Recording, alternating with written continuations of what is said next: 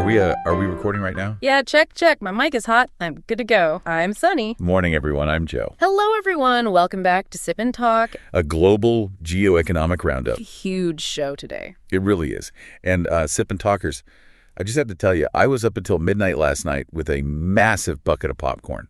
I was literally waiting for this, doomsday movie of a U.S. and Canada tariff war and a total supply chain collapse to just play out in real time. Oh, the tension was unbelievable. Right. But then at the very last second, before the clock struck 12, Trump suddenly announced a pause.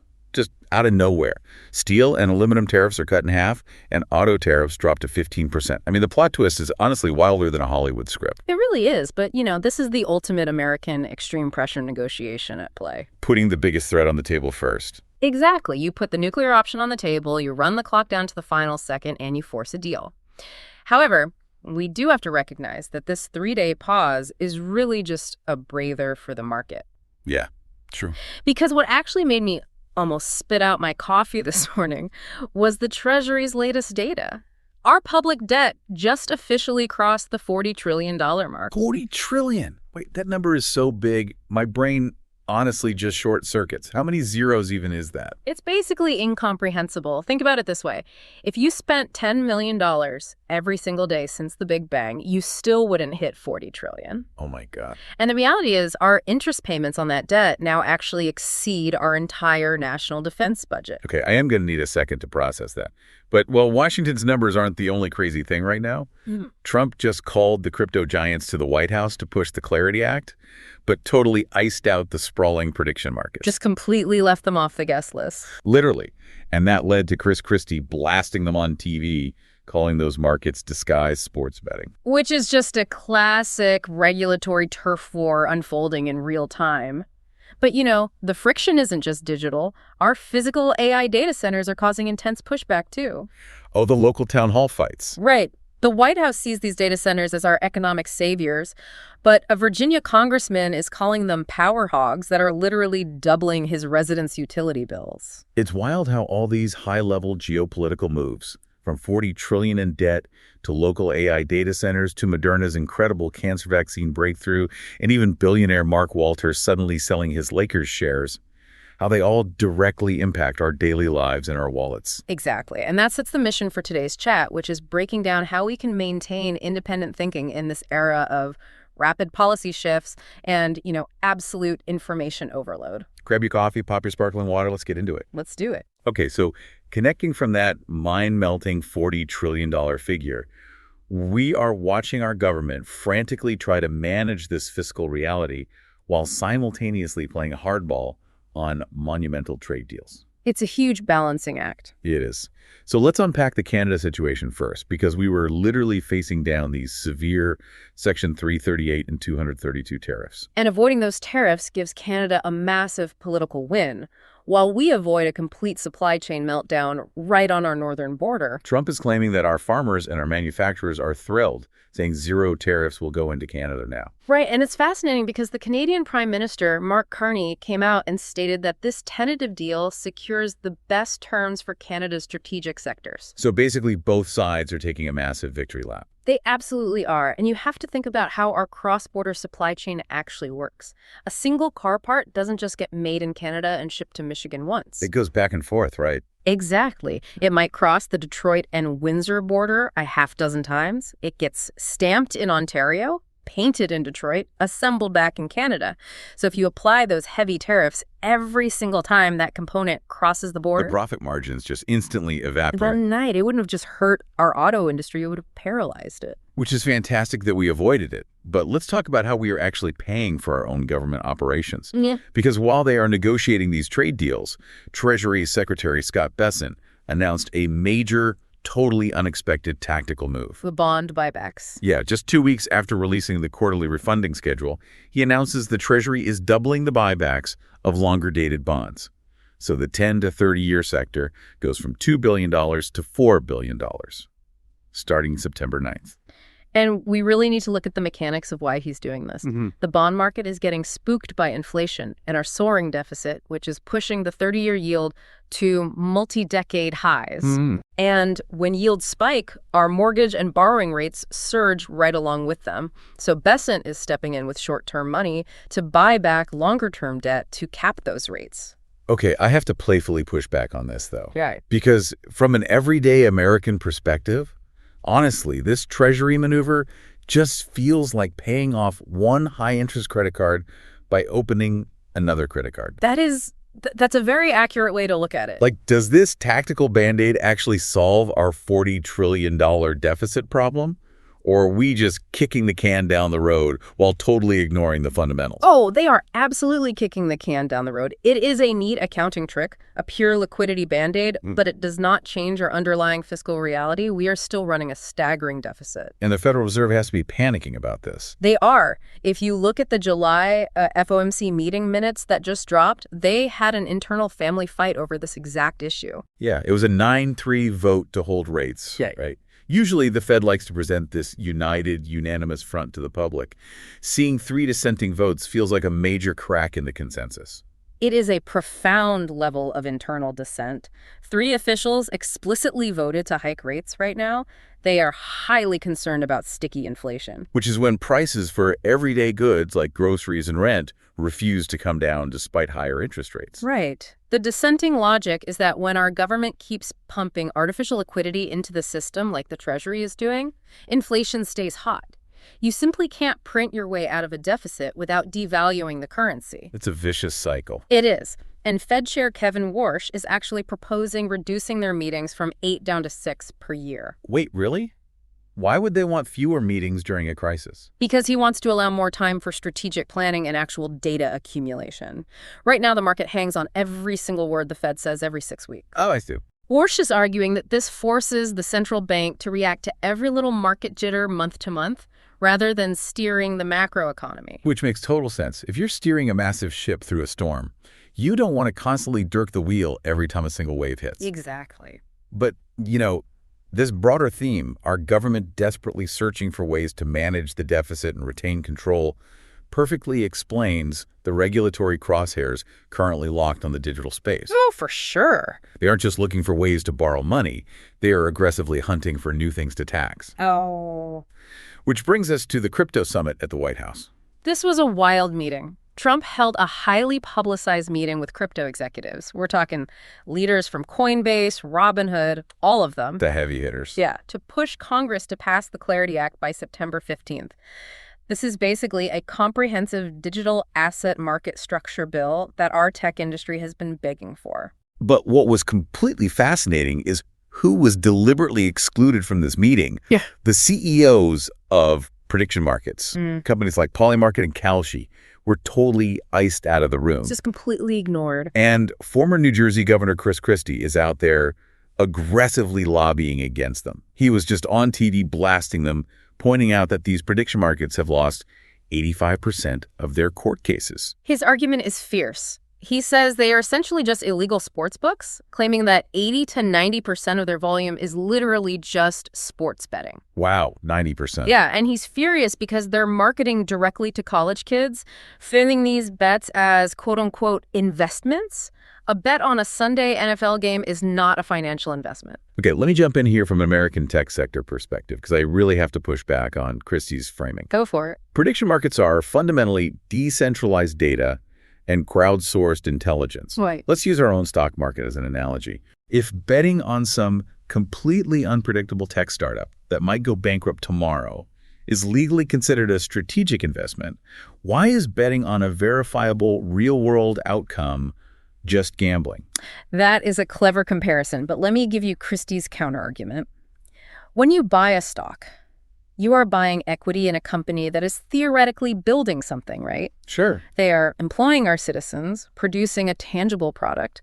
With a prediction market, it is simply a binary transfer of wealth based on an event, Someone wins, someone loses, but nothing new is built. You're just moving money across the table. Okay, I see the distinction there.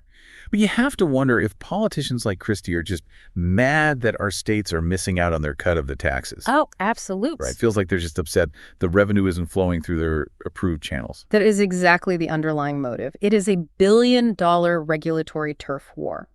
Christie points out that these platforms have cost our states roughly $1.3 billion in lost tax revenue. $1.3 billion. Yeah, because they evade state gambling regulations.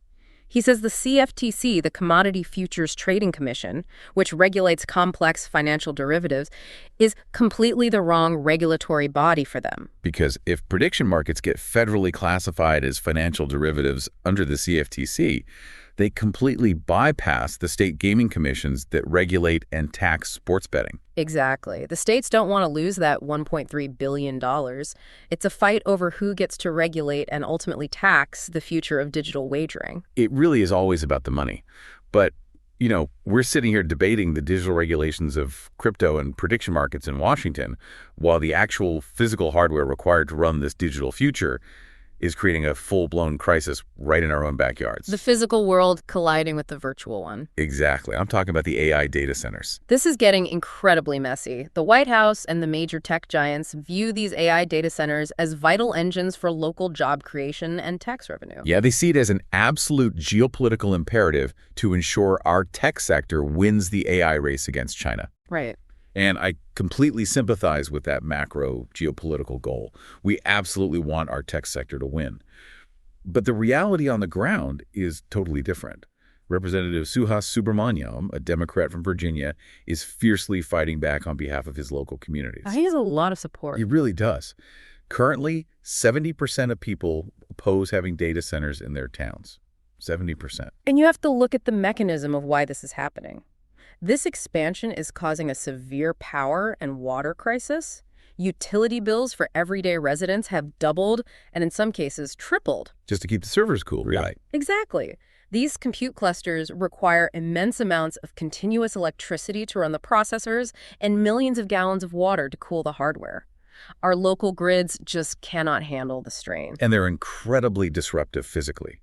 Communities are dealing with these massive 150-foot utility poles suddenly appearing in their backyards without their consent. It's an eyesore. And because the grid can't handle the load, these tech companies are bringing in their own power via huge, loud, polluting diesel backup generators. Subramaniam made a really grounded point during an interview.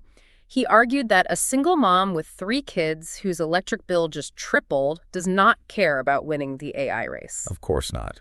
When she sees that bill, the high-level geopolitical argument completely falls apart. It really does. We have to ground this in everyday American life. Think about it like a digital strip mine. Oh, the digital strip mine. Yeah, you have a town's natural resources, their water, their grid capacity, their clean air being completely extracted just so a tech giant in Silicon Valley can process algorithms faster. Should our local citizens be forced to subsidize the infrastructure of multi-trillion-dollar tech monopolies through their monthly electric bills? That analogy is spot on, because local governments see the upfront money from the tech giants and think it's a cash cow for the town budget. But they ignore the long-term consequences. They only see the short-term gain. Exactly. The local community bears all the physical and financial externalities, the constant noise, the air pollution, the tripled electric bills, while the staggering valuation profits flow directly back to Wall Street and Silicon Valley. Exactly. We're paying the physical cost so they can reap the financial rewards. It's an immense wealth transfer disguised as local development. It really is. And if we follow that thread of where the profits flow and how wealth is transferred, it brings us to the profound financial shakeups happening at the corporate level this week. Because in our current economy, you are either desperately adapting to survive, or you're making historic, paradigm-shifting breakthroughs. There is zero middle ground right now. Let's start with scrambling to survive. Billionaire Mark Walter. His entire empire is facing a sprawling DOJ and SEC investigation. This is a wild story of modern corporate finance. His insurers suddenly reclassified an astonishing $20 billion in loans. Overnight, their affiliated assets jumped from 3% of their balance sheet to 40%. We really need to pause on that, because you have to wonder how $20 billion just gets reclassified overnight. Right. That is a staggering amount of money to just magically shift categories on a spreadsheet. It comes down to a really opaque corner of corporate finance called related party transactions. Basically, if you are an insurer lending money to other businesses within your own sprawling empire, regulators need to know. Because it's a conflict of interest. Exactly. Walter's team was allegedly masking how much money they were lending to themselves. So they were essentially borrowing from their own left pocket to put in their right pocket. Precisely. But here's the catch. Insurance companies are heavily regulated. They are required by law to maintain strict capital reserves to ensure they can always pay out claims to everyday policyholders. Right, they can't just gamble with the premium. Exactly. Regulators demand diversification. You can't have all your risk concentrated internally.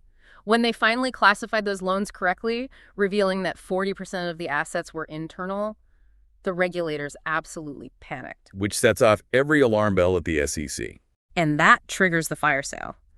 Walter's now forced into a hasty liquidation of his prized assets just to pay down that debt, clean up the balance sheet, and satisfy Washington. He just sold his stake in the LA Lakers to Josh Kushner and Bob Iger after holding it for less than a year, and now he's in talks to sell his stake in Chelsea FC. He is literally liquidating his sports empire to fix a regulatory accounting error. Which perfectly illustrates how quickly extreme leverage can unravel when the regulatory spotlight finally turns on. You can be a billionaire one day and having a fire sale the next. The ultimate stress test. Yeah. But on the flip side of corporate survival, we have some incredible triumphs this week. Look at traditional retail. Oh, Target.